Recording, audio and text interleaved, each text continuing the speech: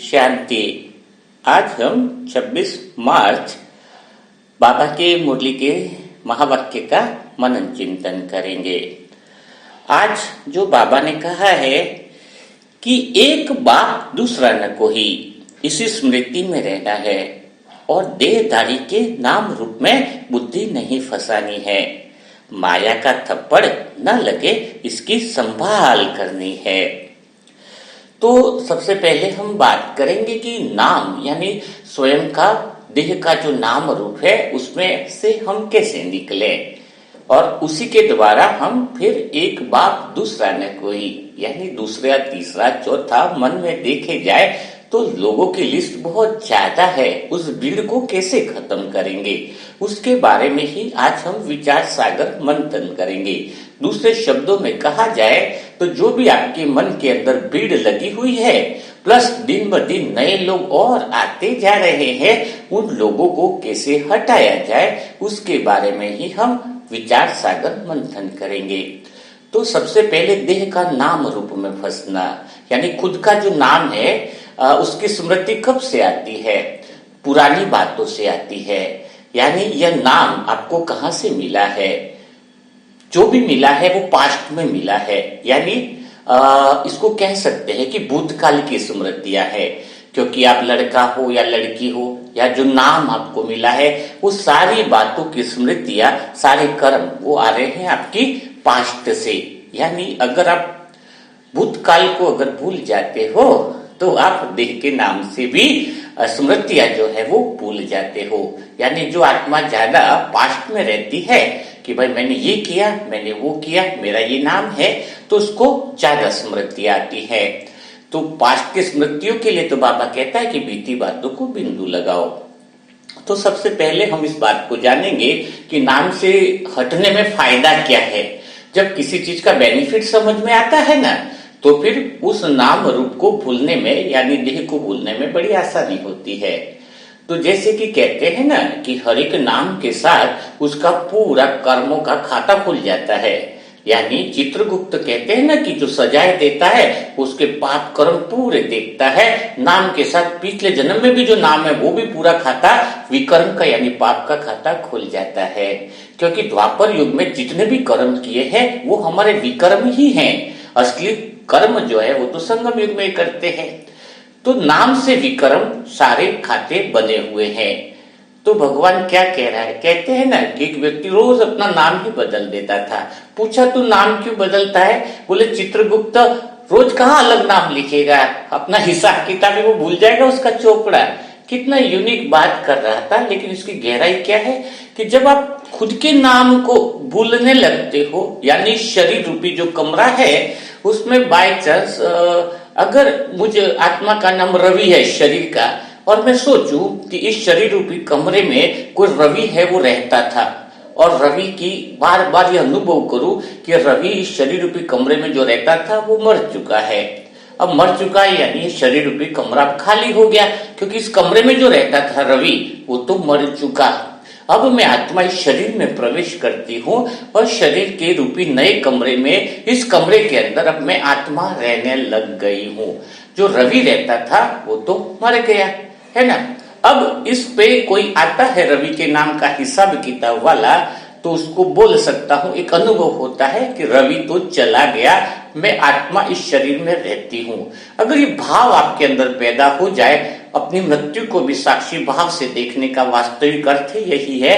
तो रवि के नाम के जो हिसाब किताब थे, जैसे कोई इंसान मर जाता है तो कई लोग क्या कहते हैं, उसने भला बुरा भी कहा हो तो चलो जाने दो, उसकी बात क्या करें, जो कहा वो भूल जाओ, है ना। कुछ थोड़ा पैसा भी मांगने वाला होगा तो क्या कहेगा, चलो भूल जाओ, अब तो वो रहा ही नहीं। तो उसके मरने से ही कार्मिक अकाउंट खत्म होने लगते हैं। तो बाबा की बात की गहराई यही है कि अगर तुम नाम को भूल गए, जिस नाम से तुम्हारे कर्म के खाते जुड़े हुए हैं, अगर तुम वो नाम रखते हो है कि भाई मैं रवि ही हूं, है भूलते नहीं हो, तो रवि ने जितने भी विकर्म किए हैं उसके कोरियर तुम्हारे पास आने वाले हैं। भाई 25 लोगों को तुमने दुख पहुंचाया तो 10-20 लोग आने वाले हैं तुमसे मिलने के लिए, इसी एड्रेस पर आने वाले हैं। धन के संबंधी लोचा किया तो इसी एड्रेस पे आपसे मिलने के लिए आने वाले हैं। आपने कोई ऐसे बुरे काम कर लिए हैं, दुख पहुंचाया है किसी को, तो वो हिसाब किताब के सारे कोरियर इसी एड्रेस पर आने वाले हैं, क्योंकि एड्रेस जो है वो आपने बनाए रखा है। अगर आप एड्रेस चेंज कर लेते हो, यानी शरीर रूपी कमरे में आभास करने लगते हो कि रवि तो मर गया इस कमरे में जो रहता था, अभी जो इस शरीर रूपी कमरे में रहता है वो तो आत्मा हूं, मैं आत्मा इस शरीर की अंदर रहने वाली हूं। ओके, तो जैसे ही आपकी ये भाव पैदा होता है, आप अनुभव करोगे 1 महीने के अंदर ही कि आपके आसपास की स्थितियां बदल जाएंगी, परिस्थितियां बदल जाएंगी। कुदरत को यह मैसेज जाने लगेगा कि अब यह एड्रेस बदल गया है, यानी इसका हिसाब किताब बदल गया है। हिसाब किताब बदलने का अर्थ है कि अब इसकी नई दुनिया बदल गई है, नई दुनिया की जिंदगी उसकी चालू हो गई है। तो इतना असर है इस नाम रूप से किनारा करने में। तो डेली अनुभव करो कि शरीर रूपी कमरे में जो रहता था वो मर चुका है। थोड़ा सा और आगे बढ़ते हैं कि नाम रूप से निकलना का अर्थ आप समझ गए होंगे। तो एक बाप दूसरा न कोई, उसके बाद पर हम आते हैं कि हमें सिर्फ एक बाबा की याद रहे, बाबा के अलावा और किसी की याद न आए। क्या ऐसा प्रैक्टिकल जीवन में क्या संभव है? सुना बहुत है, एक बाप दूसरा न कोई, लेकिन भीड़ बहुत लग जाती है। तो इसका कारण क्या है उसको हम समझेंगे, यानी हम निरंतर बाबा को याद करें, उसकी याद आए। वो तब कब संभव है? जब हमें बाबा की निरंतर जरूरत महसूस हो, उसके बिना काम न चले, तब हमें बाबा की याद स्वतः ही आने लगेगी। तो ऐसी क्या चीज है हमें जिसके लिए हमें बाबा की याद बहुत ज्यादा जरूरी है? हम खाना खाए, क्या बाबा की जरूरत? हम तो ऐसे ही खाना खा सकते हैं। हमें सोना है, हम ऐसे ही सो सकते हैं। तो फिर बाबा की याद जब तक जरूरत महसूस नहीं होगी कि उसके बिना काम न चल सके। जैसे कोई जंगल से घूमने गए, बाहरी कार को खड़ी रखा, आते वक्त उन्होंने देखा कि कार की चाबी कहीं रास्ते में गिर गई है, उनका बैग में छेद है, और वो इसको इस तरीके से ढूंढ रहे हैं कि चाबी के बिना तो गाड़ी चलेगी कैसे। तो पूरा एनर्जी लगा रखा है, तो चाबी की उनको नीड है। वैसे ही जब हम आत्मा को यह रियलाइजेशन हो जाए कि हमारा 1 सेकंड श्वास लेना भी बिना बाबा के संभव नहीं है, तो फिर वह आत्मा निरंतर यानी अंतर न रहे, वो बाबा को याद करती है। तो जरा हम समझते हैं कि हमें बाबा की याद की जरूरत क्यों है।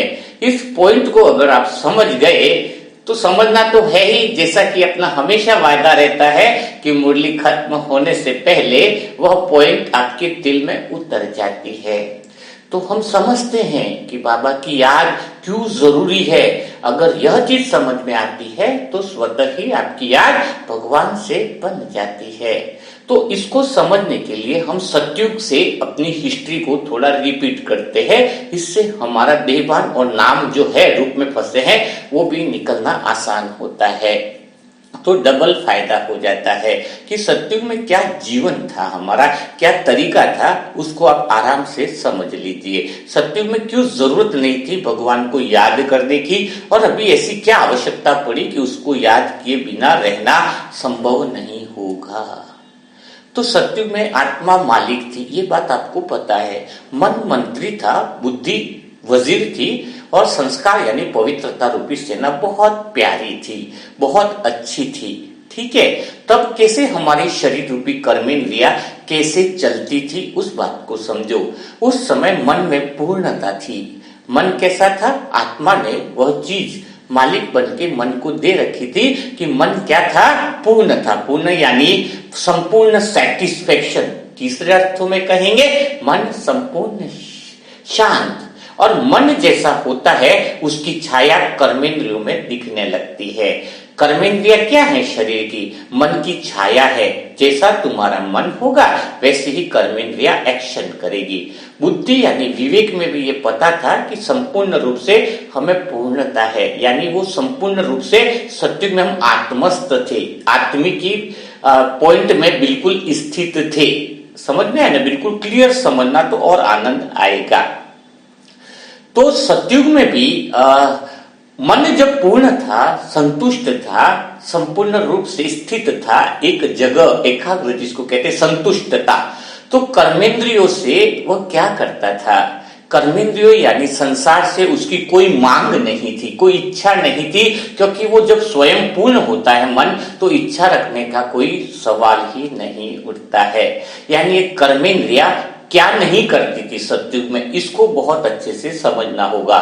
जो आप कछुए का उदाहरण राजयोग के अभ्यास में देखते हैं, उसको गलत अर्थों में ले लिया गया है कि जब काम न हो तो कर्मेंद्रियों को सिकुड़ लो।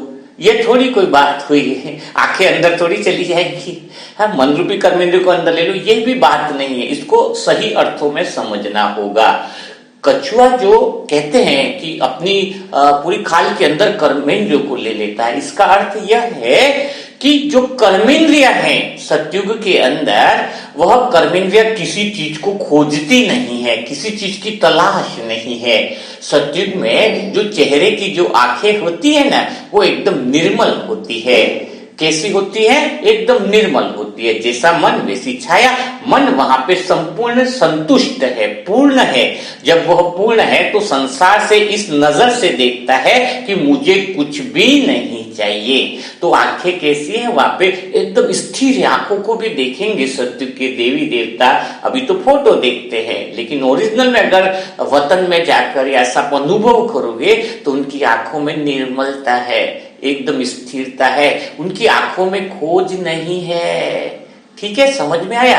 कानों के अंदर कुछ विशेष सुन लूं, इसकी कोई इच्छा नहीं है। मुंह में विशेष कुछ खा लूं, ऐसी कोई भी इच्छा नहीं है। यानी सारी कर्मेंद्रिया कछुए के माफी यानी अंतर मन के कंट्रोल में है, निर्मल है।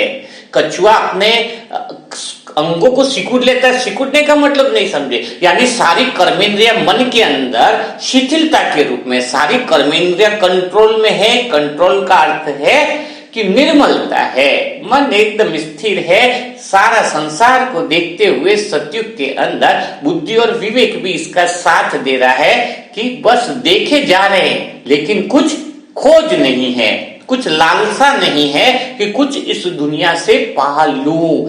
एक सेकंड भर भी लालसा नहीं है। अब सतयुग से आते आते होता क्या है? मन मंत्री भी काम कर रहा है, पूर्ण है। बुद्धि वजीर भी इतना काम कर रही है कि किसी की सलाह की क्या जरूरत, कुछ चाहिए नहीं तो सलाह किस बात की। इसलिए सतयुग में कोई न तो पुण्य बनता है न पाप बनता है, क्योंकि जब किसी से दुनिया से लेना ही नहीं है तो लेन देन ही कहां से होगी? इच्छा ही नहीं है ना लेने की, बस आनंद ले रहे हैं प्रकृति का। एक ऐसा आनंद है, तब वो प्रकृति का संपूर्ण आनंद लेती है आत्मा, लेकिन प्रकृति से कुछ लेने की इच्छा नहीं है। इसीलिए वहां पर अकर्म बनते हैं, न पाप बनता न पुण्य। किसी को मदद की जरूरत ही नहीं पड़ती तो मदद देंगे किसको? समझ में आया? तो कितना शरीर निर्मल रहता है, कर्मेंद्रिया इतनी निर्मल रहती है, पूछो मत। लेकिन जैसे ही त्रेता युग आने लगता है तो कुछ आत्माएं परम धाम से जो उतरती है वो पूर्ण रूप से संतुष्ट नहीं होती, उनका मन पूर्ण नहीं होता है। वो आते ही थोड़े टाइम ही रहते ही कहीं से मांग प्रकृति से लेने की इच्छा ही जाहिर करती है। उनका स्वभाव ही ऐसा है, क्योंकि वो ऊपर से उतरे हैं, लेकिन उनका मन जो है वो पूर्ण है, ऐसे संस्कार नहीं है, थोड़े से डाउनफॉल में है। और हम आत्माएं भी ऐसी आत्माओं के संग में आने के कारण हमारा मन भी धीरे धीरे अपूर्ण होने का आभास करने लगता है, जबकि वो पूर्ण है। लेकिन संगत ऐसी है कि बाहर बहुत कुछ है, बाहर ही बहुत कुछ है। यानी अंदर से कर्मेंद्रिया जो है, अब क्या हो रही है, मन अपूर्ण होने के कारण कर्मेंद्र को बोलने लग रहा है कि बाहर से तुम कुछ लाओ, अंदर से कुछ कमी हो रही है।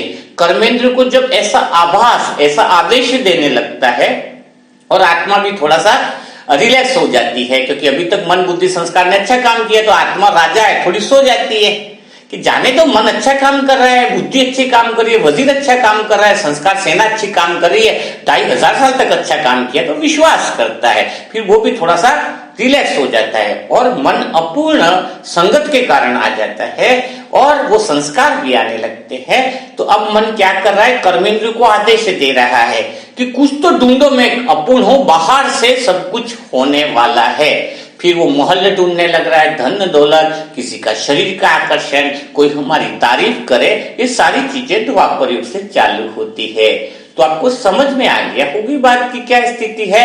अब कलयुग में आते आते कहते हैं मन की स्थिति बिल्कुल मूर्खता सी हो गई है। मूर्ख हो गया मन, द्वापर युग से बिल्कुल ही बेसमझ, जो इतना उल्टा सुलटी भाग रहा है कि जिसकी हम कल्पना नहीं कर सकते हैं। और यही मन की अज्ञानता है। और संगम युग में भगवान आकर जो ज्ञान देते हैं, मीठा बाबा आकर के जो ज्ञान देता है मन को, वो मेन ज्ञान कौन सा है कि मन का ज्ञान है कि तू बाहर की चीजों की तरफ, इस विषय वासनाओं की तरफ कर्मेंद्रियों से जो खोज रहा है पूर्ण होने के लिए, उतना ही तू ज्यादा दुखी हो रहा है। अब तू समझ जा स्वयं को कि तू स्वयं में ही पूर्ण है। आत्मा उसको ज्ञान देती है मन को कि हम अपने आप में ही पूर्ण है, हमें किसी और की तरफ इच्छा कामना नहीं रखनी है। तो जैसे ही हमें यह मीठे बाबा अपने को स्मृति दिला रहे हैं, तो हम आत्माओं की स्थिति क्या हो गई है, कर्मेंद्रिया शिथिल हो गई ही है। कैसे हो गई है, जबरदस्ती अगर कोई करता है कर्मेंद्रियों को शिथिल, तो वह कर्मेंद्रियों को दबाने वाली बात हो गई। जैसे जैसे ज्ञान सुनते जा रहे हैं, आत्मा का ज्ञान क्लियर होता जा रहा है, मन को समझ आती जा रही है, तो स्थिति क्या हो रही है, कछुए के माफिक, यानी सारी कर्मेंद्रिया जो बाहर से किसी खोज में थी मन को पूर्ण होने के लिए, अब स्थिति यह हुई है कि मेरा मन पूर्ण है, अब मुझे बाहर पूरी दुनिया में किसी भी चीज की खोज बाकी नहीं रही। अब मेरी आंखें इस कलयुग की दुनिया को देखती है, लेकिन ऐसी निर्मल दृष्टि हो गई है कि मुझे कुछ चाहिए ही नहीं, किसी की खोज नहीं बची है। आंखों में, कानों में ऐसी कोई आवाजें सुनना पसंद नहीं आ रहा है।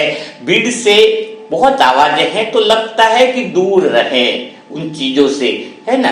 तो बाहर की चीजें जिसको ढूंढ रहे थे, अब मन कैसा हो गया, अभी कलयुग के अंत में मन भ्रष्ट हो गया था, तो कर्मेंद्रिया भी क्या हो गई थी, भ्रष्ट हो गई थी। कर्मेंद्रिया ही तो सारा माल मन को लाके दे रही थी, उल्टा देखा लाके मन को दिया, कानों ने गलत सुना मन को और दिया, तो मन भी और भ्रष्ट होता गया। तो अभी मन भ्रष्ट होने से कर्मेंद्रिया भी भ्रष्ट हो गई, उल्टा सुल्टी चीजें ला ला करके मन को देने लग गई। चाहे वो बहनें लड़कियों को गलत दृष्टि से देखना हो, चोरी करना हो, बहनों का भाइयों के प्रति, देह के प्रति आकर्षण, तो ये सारी जो है आंखें गलत देख देख कर मन को दे रहे थे कि मन को देने से मन ऑलरेडी भ्रष्ट था तो और ज्यादा भ्रष्ट होने लग गया। लेकिन अब जब मन को ज्ञान हो गया है, क्या ज्ञान हो गया है कि मैं पूर्ण हूं, मुझे बाहर से कोई भी चीज की आवश्यकता नहीं है, बाहर की कोई चीज मुझे पूर्ण कर नहीं सकती है।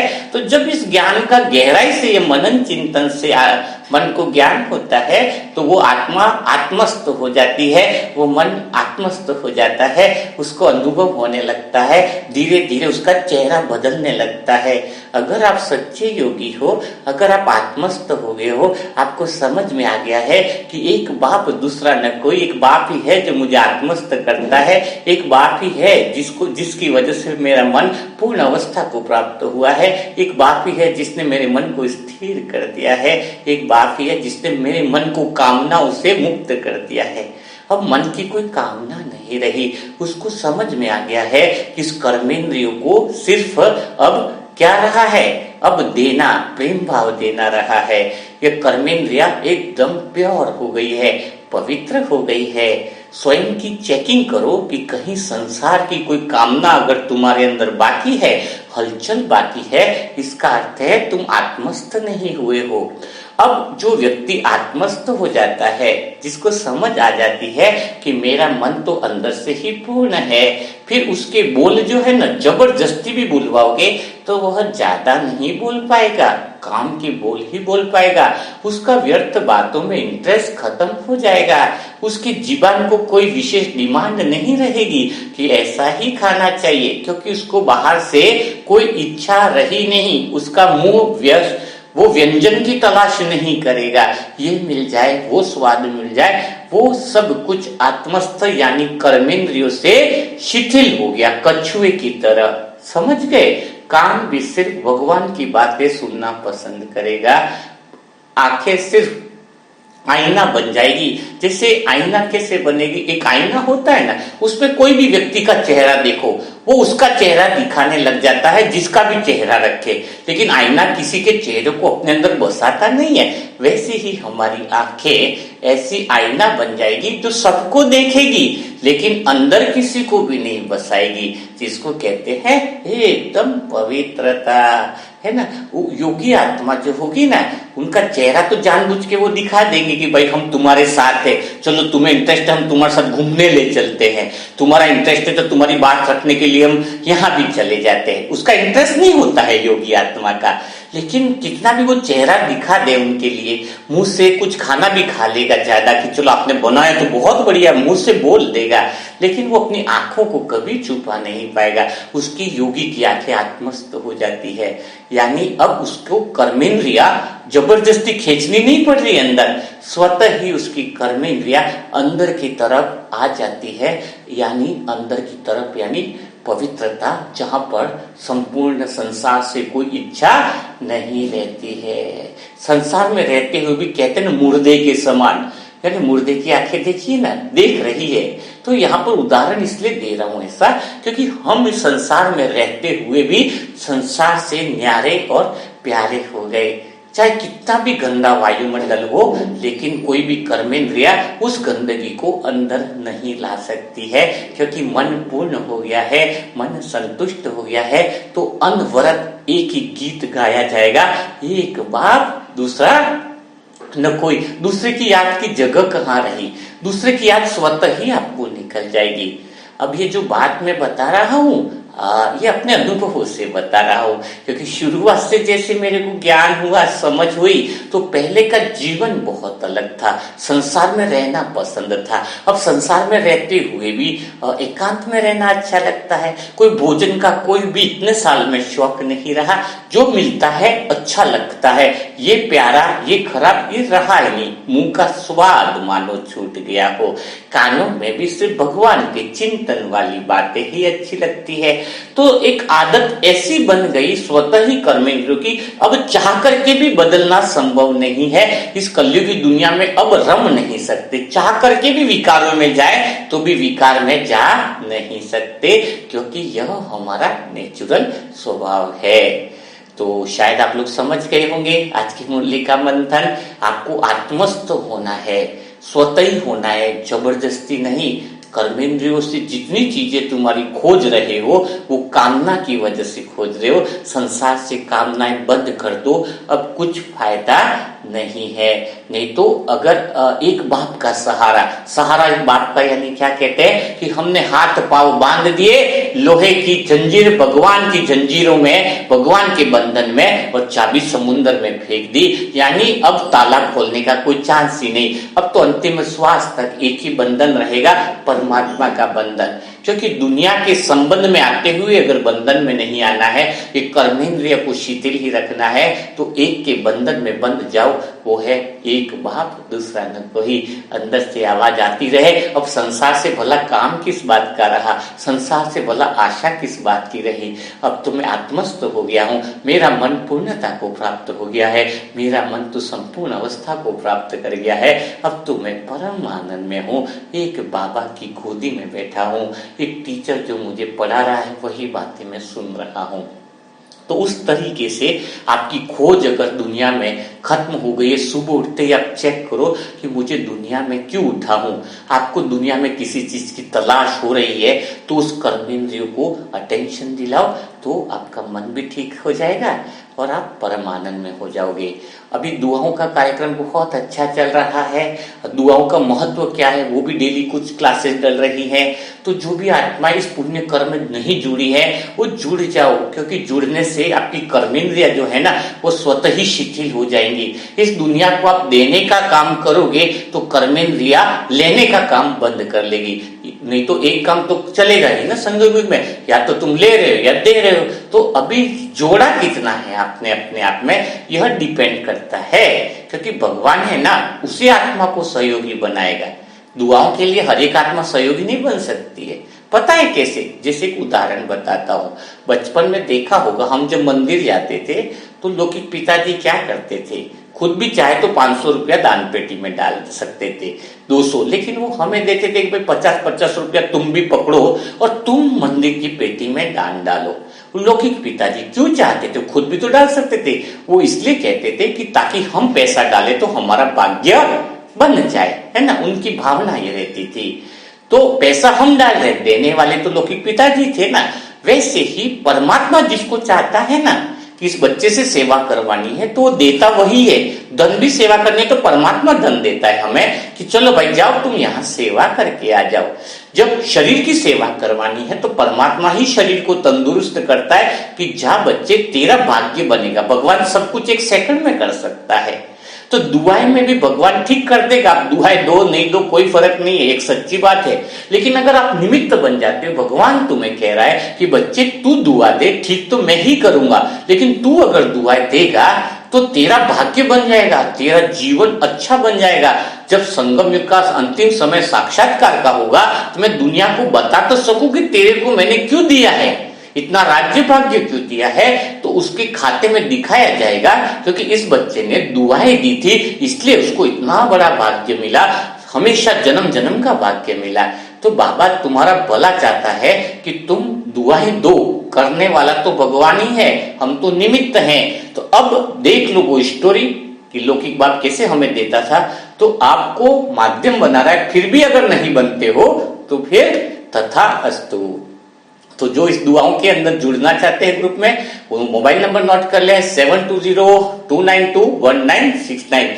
कल फिर ऐसी मुलाकात करेंगे नए मुरली मंथन के साथ। तब तक के लिए सभी भाई बहनों को ओम शांति, ओम शांति।